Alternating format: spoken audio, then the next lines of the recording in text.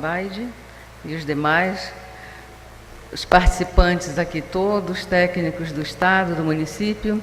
Eu, nesse momento, estou representando o secretário de Estado da Saúde, o Dr. Williams Pimentel, que tem uma outra agenda nesse horário e pediu que eu viesse representar. Bom, como é que tudo isso aí começa? O empreendimento, ele é pensado, ele é planejado, e ele precisa, para sua execução, de um licenciamento, né, de construção. Esse licenciamento, quem dá é o órgão ambiental, no caso é o IBAMA, mas sob a interveniência do Ministério da Saúde. O Ministério da Saúde aciona seus órgãos no Estado, no caso a Secretaria de Estado da Saúde, o município, e no caso, especificamente a Secretaria de Estado e Município, porque na área de construção há necessidade de fazer um levantamento, chamado levantamento do potencial malarígeno. Todo o nosso estado é considerado área de risco para malária, mas esse risco ele não é igual em todo o estado. Então, há necessidade de fazer esse levantamento, que chama levantamento do potencial malarígeno. Embora várias outras doenças ocorram no nosso território, o que é exigido para a emissão desse licenciamento é uma avaliação em relação à malária. Muito bem.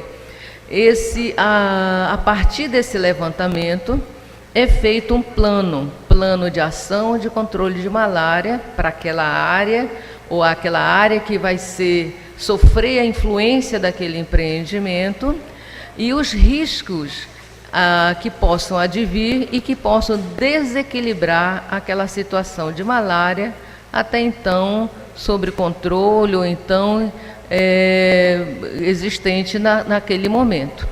O Ministério da Saúde, ele apoia, ou ele vem até o Estado, e várias reuniões ocorrem entre Ministério, Secretaria de Estadual, Secretarias Municipais. Todos os municípios que por uma razão ou outra possam ser atingidos pelo aquele empreendimento, eles estão dentro desse plano, que é plano de ação de controle de malária. Fechado esse plano, esse plano, essa avaliação do potencial malarígeno, e fechado esse plano de ação junto com as secretarias, com a Secretaria de Estado e Município, então inicia um processo para a liberação da licença de construção do empreendimento. Muito bem. O órgão, o empreendedor, no caso aqui as usinas, elas são obrigadas a enviar periodicamente para o órgão ambiental, no caso o IBAMA, e cópias para o Ministério da Saúde, o monitoramento, e nós da saúde monitoramos a situação de malária.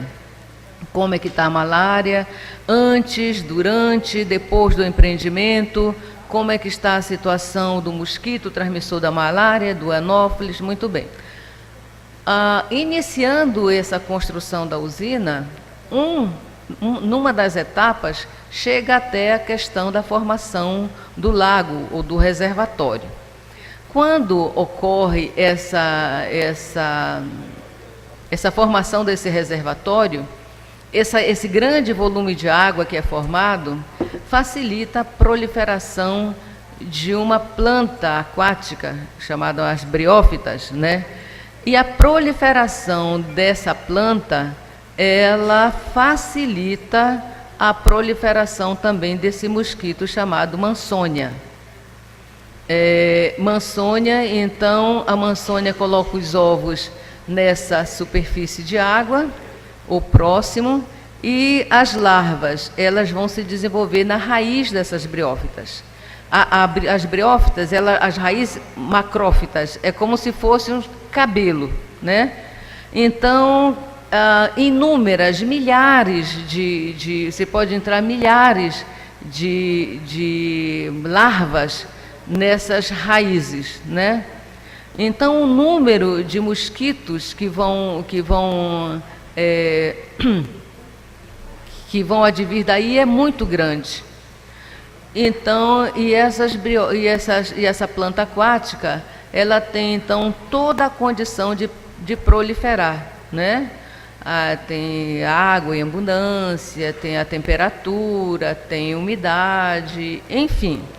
E aí, então, uma situação decorrente, um impacto decorrente da criação desse reservatório, desses lagos, facilita a proliferação dessas plantas aquáticas, que, em consequência, facilita a proliferação dessas larvas. Essas larvas, normalmente as larvas, quando estão em processo de desenvolvimento, elas precisam vir de tempos em tempos, vem à superfície para respirar.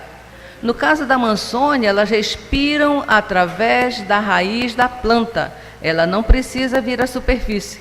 Se isso fosse necessário, se ela precisasse vir à superfície, uma das medidas seria a gente usar, ou se indicar, usar um larvicida, e no momento em que viesse a tona para a superfície para respirar, então encontrava o larvicida e seriam mortas, né? Mas elas não precisam, elas ficam e se desenvolvem na raiz da planta.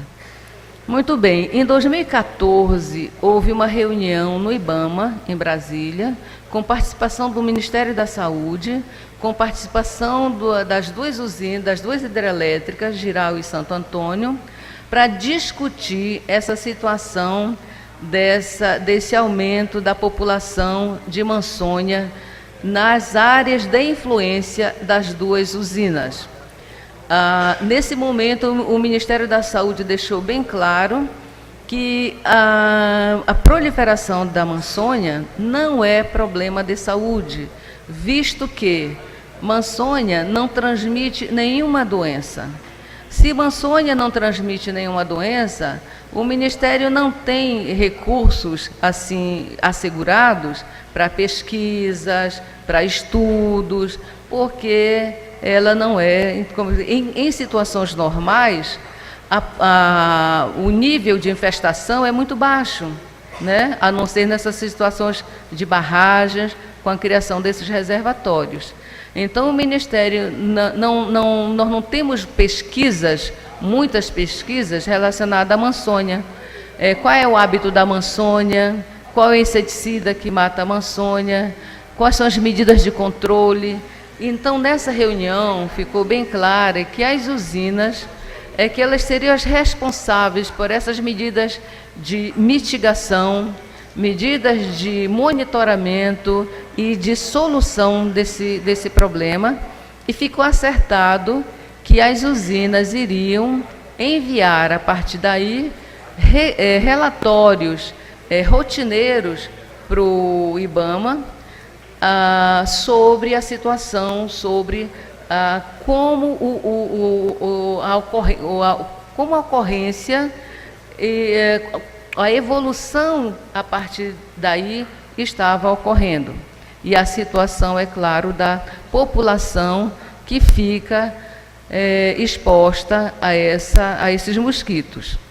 Muito bem, em 2015, Porto Velho, a prefeitura, preocupada com essa situação, enviou um relatório para o Ministério da Saúde, relatando essa situação da exposição dessa população, e, mais uma vez, houve uma solicitação ao IBAMA que fizesse uma interveniência com os órgãos, e, mais uma vez, houve uma reunião novamente em Brasília, onde ficaram acertadas, além desses relatórios, algumas outras ações para as usinas, que ficaram de fazer estudos, pesquisas, de como minimizar essa situação.